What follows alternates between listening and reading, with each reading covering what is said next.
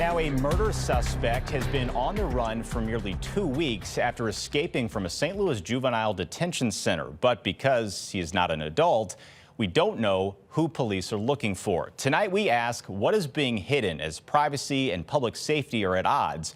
It is a case First Alert 4 continues to follow closely, but it's also raising questions about the public's right to know. Investigator Susan El-Khoury getting answers from city and state leaders who say it may be time for a change. In a lot of cases, we're talking about someone charged with murder who's on the run. Police will put out their name and picture, but because this involves a teen who is a minor, police say legally they can't share that information, leaving us with just not a lot to go on.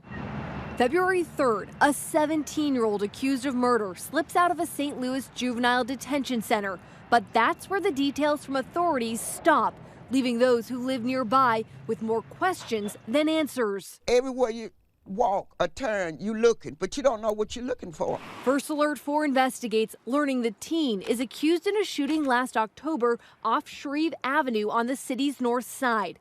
Police say 20-year-old Calvin Kelly was shot in the head. The teen charged was 16 at the time, by law, a minor. We got a murderer running around here loose. You know, we don't know how he look. Give us something to go on, to look for. Investigators claim their hands are tied by state law protecting juveniles.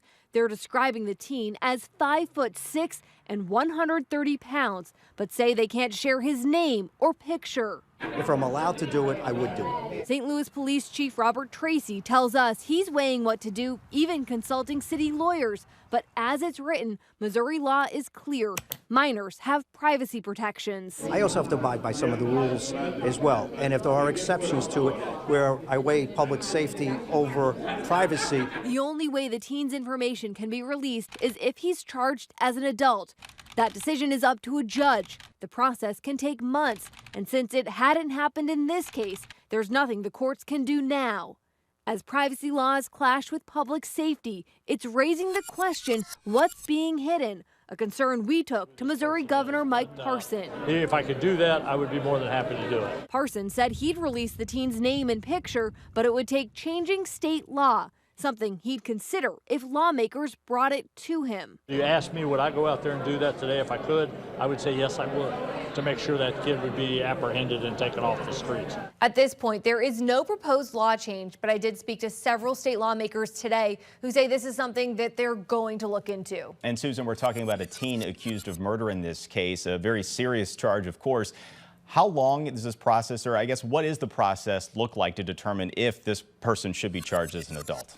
Well, it's a step that takes, a lot of time here. We're talking about minors, so there are certain criteria that have to be met. That starts with their age. They have to be between the ages of 12 to 17. And then a judge also has certain factors that they have to weigh. The law clearly spells out all of these steps. There's a hearing in juvenile court where a judge has to weigh 10 factors. Those include the seriousness of the crime, the level of violence, the minor's age, if they have a record, and what their home life looks like. A juvenile officer also has to prepare an extensive report on all of those factors and then present it to the judge. Ultimately, though, the judge will decide if that minor should be charged as an adult. Clearly a lot involved there. So I guess the follow-up would be how long potentially could that process take? That is something that really varies case by case. It can be months to even years of this. One thing that we've seen happen recently in the city of St. Louis is that there was a shooting in Keener Plaza in April of last year. The teen charged in that wasn't decided that he would be charged as an adult until just last week. So we're talking a full year there, which is just a concern on the timing of some of these things.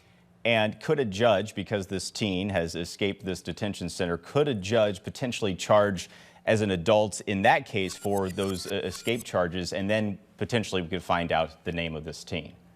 Well, that's something that the judge would not be able to do because the teen has rights here. They have a right to be at that hearing. They have a right to be notified. And of course, that report that needs to be done has to fully happen before a teen can be certified as an adult in these cases. All right. We know that you'll continue to follow that. Susan, thank you.